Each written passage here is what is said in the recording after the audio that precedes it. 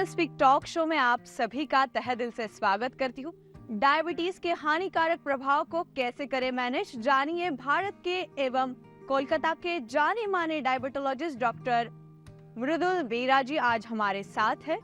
नमस्कार डॉक्टर, आज के इस प्रोग्राम में आपका तहे दिल से स्वागत है। डॉक्टर, हमारे प्रेक्षकों के लिए आपका संक्षिप्त परिचय दीजिए। ধন্যবাদ। আমি কলকাতায় প্র্যাকটিস করি। আমি একজন ডায়াবেটোলজিস্ট। আমি নারায়ণা হসপিটালের সঙ্গে যুক্ত।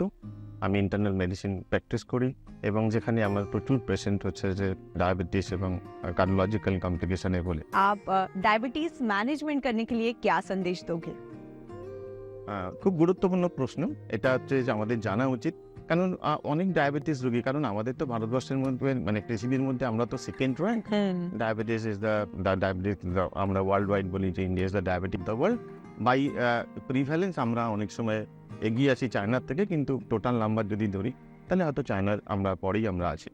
এবং আমাদের দেশে অনেক ডায়াবেটিস রোগী মানে ম্যাক্সিমাম সময় মনে করে যে আমি ডাক্তারবাবুর কাছে যাব, ওষুধ খাবো, তাহলেই আমরা ঠিক হয়ে যাবো। এবং এটা দেখা যায় যে 50 to 60% ডায়াবেটিক পেশেন্ট কিন্তু এইভাবেই ভাবে যে আমি ওষুধ খাবো ঠিক হয়ে যাবে। সেটা কিন্তু নয়। ডায়াবেটিসের কিন্তু বেসিক জিনিস, বা ডায়াবেটিস কেন, কোনো ক্রনিক ডিজিজের বেসিক জিনিস কিন্তু লাইফস্টাইল মডিফিকেশান। আমি যদি লাইফস্টাইলটাকে আমার ঠিকঠাক করে মেনটেন না করি তাহলে কিন্তু কোনো ডিজিজই ম্যানেজ হবে না। পার্টিকুলারলি ডায়াবেটিক পেশেন্টও আমাদের কিন্তু লাইফস্টাইল মডিফিকেশানের মধ্যে বলা হয় ডায়েট এবং এক্সারসাইজ। আমাকে প্রপার ডায়েট নিতে হবে। মানে সেই ডায়েটটা আমরা যা খাই, আমাদের এখানে প্রচুর কার্বোহাইড্রেট থাকে, তাহলে আমাকে কার্বোহাইড্রেটটাকে কমাতে হবে, ক্যালোরিটাকে কমাতে হবে, তার সঙ্গে রেগুলার এক্সারসাইজ। আমরা যখন বলা হয় যে বিভিন্ন অর্গানাইজেশন আমরা বলি অ্যাটলিস্ট 30 মিনিট করে একটা রেগুলার এক্সারসাইজ, অ্যাটলিস্ট সপ্তাহে 5 দিন 150 মিনিট একটা এক্সারসাইজ।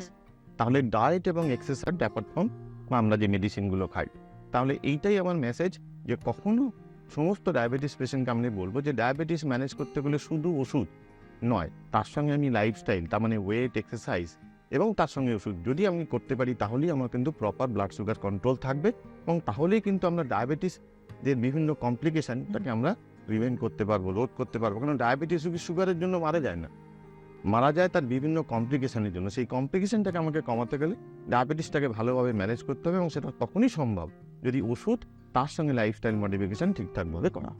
धन्यवाद।